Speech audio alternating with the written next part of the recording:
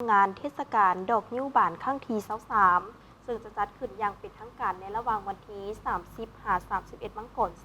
2026ที่เขตเศรษฐกิจพิเศษสามเหลี่ยมคำเมืองต้นเพิงแขวงบ่อแก้วซึ่งภายในงานมีหลากหลายกิจกรรมงานเทศกาลดอกนิ้วบานแม่นงานบุญปังใหญ่หนึ่งของสาวแขวงบ่อแก้วที่จะจัดขึ้นอยู่ดอนสาวที่มีชื่อเสียงโด่งดังในเขตเศรษฐกิจพิเศษสามเหลี่ยมคำการจัดงานเทศกาลดอกนิ้วบานเป็นบุญปังใหญ่ของสาวแขวงบ่อแก้วดอนสาวดังกล่าวมีต้นนิ้วป่าที่ดกหนา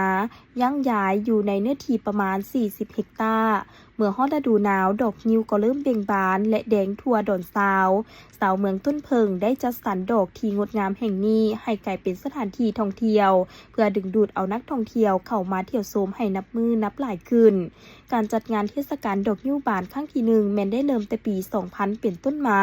และมีผลสำเร็จในการจัดงานแล้ว2 ครั้งนับแต่นั้นมาฮอดยามดอกนิ้วเบ่งบานในระหว่างท้ายเดือนมังกรหาต้นเดือนกุมภาจึงได้มีการจัดงานเทศกาลดอกนิ้วบานขึ้นของทุกๆปีเพื่อเป็นการอนุรักษ์รักษาและส่งเสริมวิถีงานด้านศิลปะวัฒนธรรม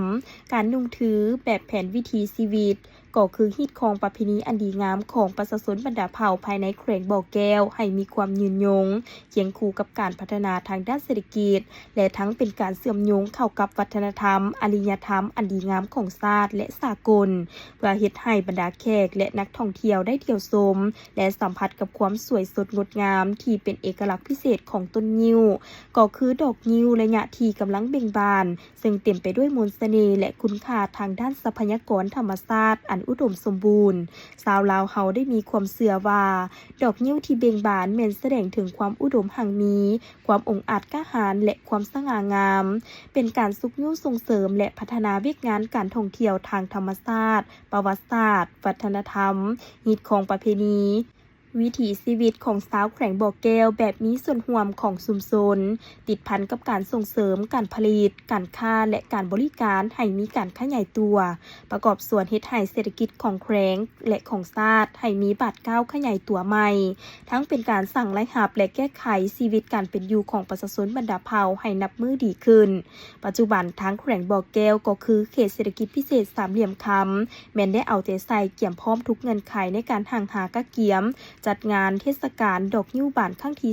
23ซึ่งจะจัดขึ้นอย่างเป็นทางการในระหว่างวันที่30-31 มกราคม 2026นี้ที่เขตเศรษฐกิจพิเศษสามเหลี่ยมคำเมืองต้นเพิง